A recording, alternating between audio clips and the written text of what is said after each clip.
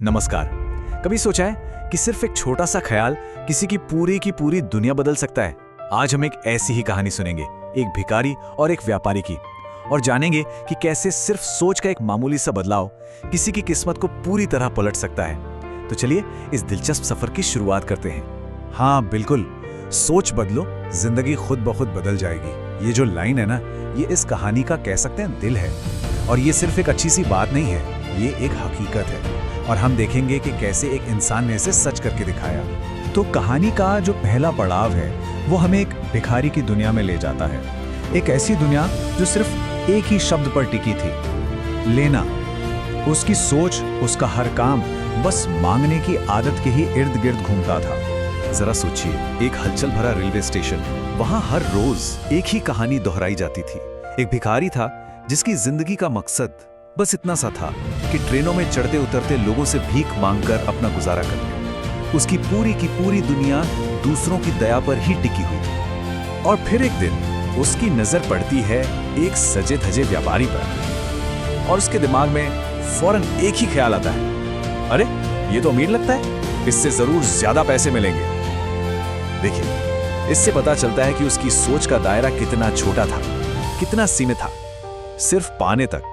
लेकिन उस दिन एक मुलाकात ने सब कुछ बदल कर रख दिया। उस व्यापारी के साथ हुई वो छोटी सी बातचीत उस भिखारी की जिंदगी का सबसे बड़ा, सबसे अहम सबक साबित होने वाली थी। तो जैसे ही भिखारी ने हाथ फैलाया, व्यापारी ने पैसे नहीं दिए बल्कि एक सवाल दे दिया।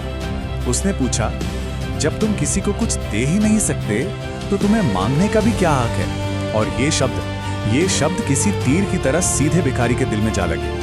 आप देखिए, यहाँ व्यापारी ने सिर्फ पैसे देने से मना नहीं किया था, उसने तो जिंदगी का सबसे बड़ा नियम सिखा दिया था, लेन देन का नियम।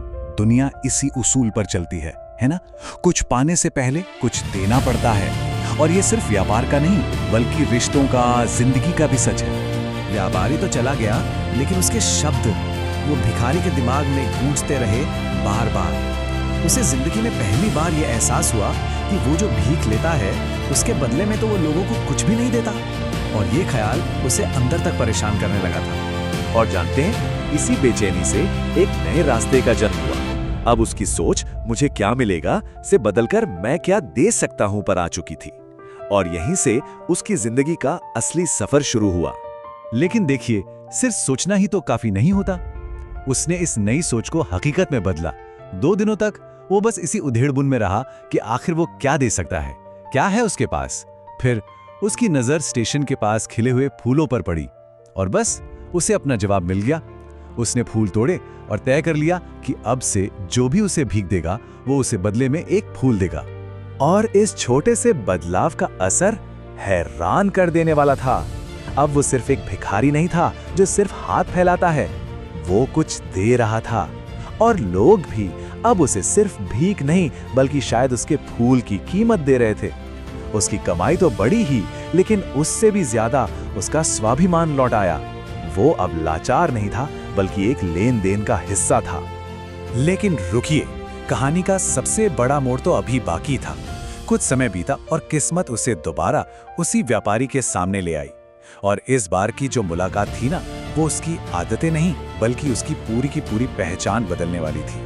इस बार जब भिखारी ने व्यापारी को भीख के बदले फूल दिया तो व्यापारी की आंखों में एक अलग ही चमक थी। उसने कहा, वाह क्या बात है, आज तो तुम भी मेरी तरह एक व्यापारी बन गए हो। ये शब्द ये सिर्फ तारीफ नहीं थे, ये एक नई पहचान की मोहर थी। तो अब सवाल ये था कि वो कौन था, एक भिखारी जो फूल दे रहा था या एक व्यापारी जो अपना व्यापार कर रहा था? इस एक सवाल ने उसकी अपनी ही नजरों में उसकी छवि को बदल कर रख दिया। व्यापारी के वो शब्द सुनते ही उसकी आंखों में एक बिजली सी कौंधी। उसे अपनी असली पहचान का एहसास हुआ। वो झटके से ट्रेन से उतरा और चिल्लाया, मैं भिखारी नहीं हूं, मैं एक व्यापारी हूं। बस यही था उसकी जिंदगी का सबसे बड़ा टर्निंग पॉइंट। और ये बदलाव कितनी तेजी से हुआ, जरा देखिए। पहली मुलाकात ने उसे लेन देन का नियम सिखाया, दूसरी मुलाकात ने उसे व्यापारी होने की पहचान दी। और इन 2 मुलाकातों का नतीजा सिर्फ 6 महीने में, जी हाँ, सिर्फ 6 महीने में वही भिखारी फूलों का एक कामयाब व्यापारी बन चुका था। तो इस पूरी कहानी से हमें सीखने को क्या मिलता है? असल में ये कहानी हमें यही बताती है कि हमारी जो बाहरी दुनिया है ना, वो हमारे अंदर की सोच का ही एक आईना है, एक रिफ्लेक्शन है। इस कहानी में कई गहरे सबक छिपे हैं। पहला तो ये कि लोग उसे भीख नहीं बल्कि उसके फूलों की कीमत दे रहे थे, लेकिन वो खुद ये बात समझ ही नहीं पाया था। दूसरा, जब तक उसने खुद को भिखारी माना, वो भिखारी ही रहा। असली कामयाबी तो तब मिली जब उसने अपनी सोच बदली, क्योंकि सीधी सी बात है, कोई भी वही बनता है जो वो अपने बारे में सोचता है। तो ये कहानी हम सबको एक सीधे और बहुत गहरे सवाल के साथ छोड़ जाती है। अगर हम वो ही बनते हैं जो हम सोचते हैं, तो ये जानना बहुत जरूरी है कि हमारी सोच आज हमें क्या बना रही है, एक भिखारी या एक व्यापारी।